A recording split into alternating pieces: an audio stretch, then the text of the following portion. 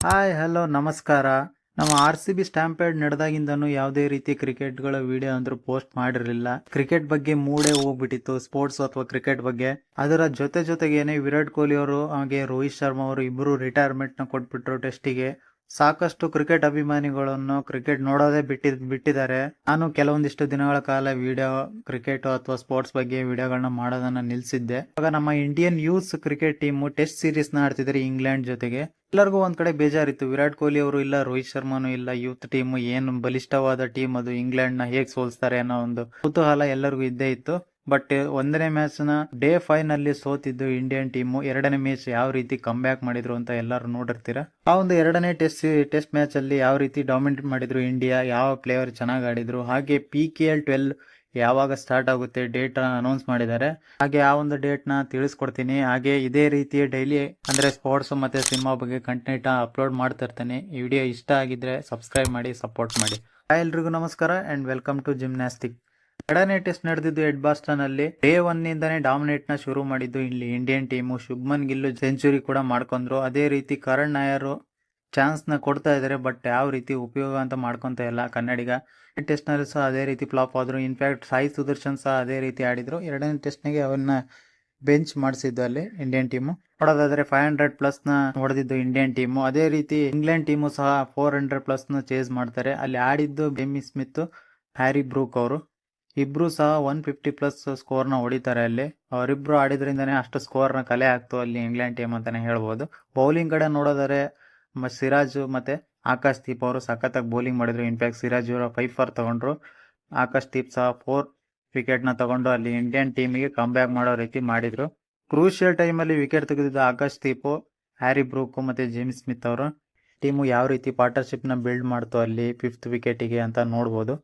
ಮತ್ತೆ ಅದೇ ರೀತಿ ಸೆಕೆಂಡ್ ಇನ್ನಿಂಗ್ಸ್ ನಾಡಕ್ ಬಂದ್ರು. ಮತ್ತೊಮ್ಮೆ ಸೆಂಚುರಿ ಹೊಡೆದು ಶುಭ್ಮನ್ ಗಿಲ್ ಯಾವ ರೀತಿ ಕ್ಯಾಪ್ಟನ್ಶಿಪ್ ನು ನಿಭಾಯಿಸ್ತಿದ್ದಾರೆ, ಅದೇ ರೀತಿ ಇಂಡಿವಿಜುವಲ್ ಸ್ಕೋರ್ ನು ಕಲೆ ಆಗ್ತಿದ್ದಾರೆ ಇಲ್ಲಿ ಇಂಡಿಯನ್ ಕ್ರಿಕೆಟ್ ಟೀಮ್ ಅಲ್ಲಿ ನೋಡಬಹುದು. ಟೆಸ್ಟ್ ಅಲ್ಲಿ KL ರಾಹುಲ್ ಸಹ 50+ ರನ್ ಹೊಡೆದಿದ್ದು ಅಲ್ಲಿ. ಮತ್ತೊಮ್ಮೆ ಶುಭ್ಮನ್ ಗಿಲ್ 150+ ನ ಸ್ಕೋರ್ ನ ಕಲೆ ಆಗ್ತಿದ್ದಂಗೆ ಮತ್ತೆ ಎಂಡ್ ಮಾಡಿದ್ದು ಅಲ್ಲಿ ಜಡೇಜಾ ಅವರು ಸಹ 50+ ರನ್ ಹೊಡಿತಾರೆ ಅಲ್ಲಿ. 5 ವಿಕೆಟ್ ಮಾಡ್ತಿದ್ದಂಗೆ ಡಿಕ್ಲೇರ್ ಕೊಟ್ಟಿದ್ದು ಇಂಡಿಯನ್ ಟೀಮು. 600+ ನ ಟಾರ್ಗೆಟ್ ನ ಕೊಟ್ಟಿದ್ದು ಇಂಗ್ಲೆಂಡ್ ಟೀಮಿಗೆ. ಡೇ 4 ಎಂಡ್ ಅಲ್ಲಿ ಬ್ಯಾಟಿಂಗ್ ನ ತಗೊಂಡಿದ್ದು ಇಂಗ್ಲೆಂಡ್ ಟೀಮು. ಡೇ 4 ಮುಗಿತಿದ್ದಂಗೆ ಅಲ್ಲಿ 3 ವಿಕೆಟ್ ಬಿದ್ದಿತ್ತು ಇಂಗ್ಲೆಂಡ್ ಇಂದ ಅವಾಗ್ಲೇ. ಡೇ 5 ನಲ್ಲಿ ಡೇ ಸ್ಟಾರ್ಟ್ ಇದ್ದಂಗೆ ಮತ್ತೊಮ್ಮೆ ವಿಕೆಟ್ ನ ತೆಗೆದಿದ್ದು ಆಕಾಶ್ ದೀಪ್ ಅವರು. ಎಲ್ಲರೂ ಅನ್ಕೊಂಡಿದ್ವಿ ಬೂಮ್ರಾ ಅವರು ಈ ಬಾರಿ ಬೆಂಚ್ ಮಾಡಿಸಿರೋದ್ರಿಂದ, ಇನ್ಫ್ಯಾಕ್ಟ್ ಇಂಜುರಿ ಆಗಿತ್ತು ಅವರಿಗೆ, ಅದರಿಂದ ಬೆಂಚ್ ಮಾಡಿಸಿರೋದ್ರಿಂದ ಬೌಲಿಂಗ್ ತುಂಬಾ ಸ್ವಲ್ಪ ವೀಕ್ ಆಗ್ಬೋದು ಅನ್ನೋ ಒಂದು ಎಲ್ಲರಿಗೂ ಇತ್ತು. ಬಟ್ ಆ ಬೌಲಿಂಗ್ ಅಟ್ಯಾಕ್ ನ ಲೀಡ್ ಮಾಡಿದ್ದು ಅಲ್ಲಿ ಆಕಾಶ್ ದೀಪ್ ಅಂತಾನೆ ಹೇಳ್ಬೋದು. ಸೆಕೆಂಡ್ ಇನ್ನಿಂಗ್ಸ್ ಅಲ್ಲೂ ಮತ್ತೆ 5 ಫಾರ್ ತಗೊಂಡ್ರು ಅಲ್ಲಿ ಆಕಾಶ್ ದೀಪ್ ಅವರು. ಇನ್ಫ್ಯಾಕ್ಟ್ ಜೇಮ್ಸ್ ಸ್ಮಿತ್ ಒಬ್ರು ಚೆನ್ನಾಗಿ ಆಡಿದ್ದು ಬಿಟ್ರೆ ಇಂಗ್ಲೆಂಡ್ ಟೀಮ್ ಅಲ್ಲಿ 270ಕ್ಕೆ ಅಲ್ಲಿ ಆಲ್ ಔಟ್ ಆಗಿದ್ದು ಇಂಗ್ಲೆಂಡ್ ಟೀಮು. ಇಂಡಿಯಾ ನೋಡಿದ್ರೆ ಡಾಮಿನೇಟ್ ವಿಕ್ಟರಿ ಡೇ 5 ನಲ್ಲಿ ಅಂತ ಹೇಳ್ಬೋದು ಎರಡನೇ ಟೆಸ್ಟ್. ಮೂರನೇ ಟೆಸ್ಟ್ ನೋಡೋದಾದ್ರೆ ಲಾರ್ಡ್ಸ್ ಅಲ್ಲಿ ನಡೀತಿದೆ. ಯಾವ ರೀತಿ ಆಡ್ಬೋದು, ಲೆವೆಲ್ ಸೀರೀಸ್ ಆಗಿದೆ ಇವಾಗ, ಮತ್ತೆ ಲೆವೆಲ್ ನ ಜಾಸ್ತಿ ಮಾಡ್ಕೊಂತಾರ ಇಂಡಿಯನ್ ಟೀಮ್ ಅನ್ನೋದು ಕಾದ್ ನೋಡ್ಬೇಕಿದೆ. PKL 12 ನೋಡಿದ್ವಿ ಕಳೆದ ಸೀಸನ್, ಅದ್ರ ಹಿಂದಿನ ಸೀಸನ್ ಬೆಂಗಳೂರು ಬುಲ್ಸ್ ಯಾವ ರೀತಿ ಪರ್ಫಾರ್ಮ್ ಮಾಡಿದ್ರು.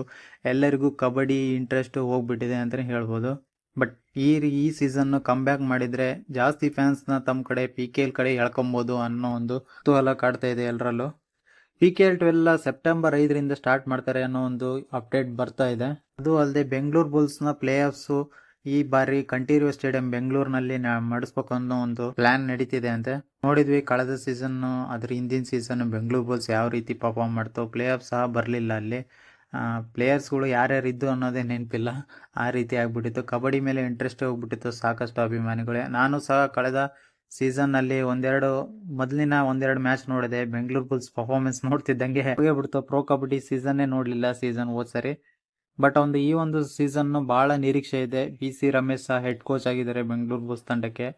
ನೋಡಿರ್ಬೋದು ಕಳೆದ ಅದ್ರ ಹಿಂದಿನ ಸೀಸನ್ ಎಲ್ಲ ಯಾವ ರೀತಿ ಚಾಂಪಿಯನ್ ಮಾಡಿದ್ರು ಪುಣೇರಿ ಪಲ್ಟನ್ ಬೆಂಗಾಲ್ ವಾರಿಯರ್ಸ್ ಅವ್ರನ್ನ. ಕಳೆದ ಸೀಸನ್ 6 ನಲ್ಲೂ ಸಹ ಬೆಂಗಳೂರು ಬುಲ್ಸ್ ನ ಚಾಂಪಿಯನ್ ಪಟ್ಟಕ್ಕೆ ಏರಿರ್ಬೇಕಾದ್ರೆ ಇವರು ಅಸಿಸ್ಟೆಂಟ್ ಕೋಚ್ ಆಗಿ ಕಾರ್ಯನಿರ್ವಹಿಸಿದ್ರು ಇವರು. ಈಗ ಈ ಒಂದು ಯೂತ್ ಟೀಮ್ ನ ರೆಡಿ ಮಾಡಿದ್ದಾರೆ ಈ ಒಂದು PKL 12 ನಲ್ಲಿ. PKL 12 ಇನ್ನೇನು ಸೆಪ್ಟೆಂಬರ್ 5ಕ್ಕೆ ಸ್ಟಾರ್ಟ್ ಆಗುವ ಒಂದು ನಿರೀಕ್ಷೆ ಇದೆ. ಆಲ್ಮೋಸ್ಟ್ ಎಲ್ಲ ಆಕ್ಷನ್ ಮುಗಿದು ಇವಾಗಲೇ 3 ತಿಂಗಳಂತರೂ ಮುಗಿದು ಇದೆ. ಮೇದಲ್ಲಿ ಸ್ಟಾರ್ಟ್ ಆಗಿತ್ತು ಅನ್ಸುತ್ತೆ ಆಕ್ಷನ್, PKL ಆಕ್ಷನ್. ಕಾದ್ ನೋಡ್ಬೇಕಿದೆ. ಈ ಸೀಸನ್ ಅಂತೂ ಬಹಳ ನಿರೀಕ್ಷೆ ಇದೆ. ಬೆಂಗಳೂರು ಬುಲ್ಸ್ ಯಾವ ರೀತಿ ಪರ್ಫಾರ್ಮ್ ಮಾಡುತ್ತೆ ಅನ್ನೋ ಒಂದು ಎಲ್ಲರಲ್ಲೂ ಕಾತುರ ಅಂತೂ ಇದ್ದೇ ಇದೆ. ನೋಡಿದೀವಿ ಈ ವರ್ಷ ನಮ್ಮ RCB ಕಪ್ ಅಂತೂ ಹೊಡೆಯಿತು. ಬೆಂಗಳೂರು ಬುಲ್ಸ್ ಮತ್ತೊಮ್ಮೆ ಸೆಕೆಂಡ್ ಟೈಟಲ್ನ ಹೊಡೆಯುತ್ತೆ ಅನ್ನೋ ಒಂದು ಕಾದ್ ನೋಡ್ಬೇಕಿದೆ. ಆಸ್ ಯೂಶುವಲ್ ಮತ್ತೆ ಸಿಗೋಣ.